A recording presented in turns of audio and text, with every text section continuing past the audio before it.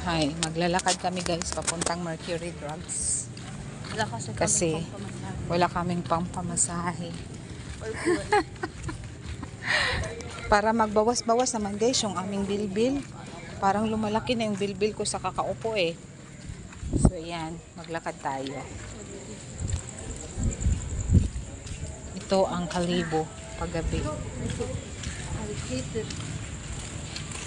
Wala nang sasakyan halos pag ganitong oras. So no choice kundi maglakad ka na lang talaga.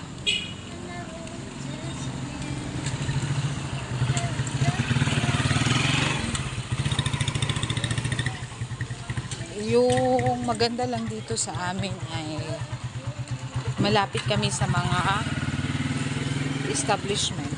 Yung mga bilihan ng mga gamot, Mercury, kung ano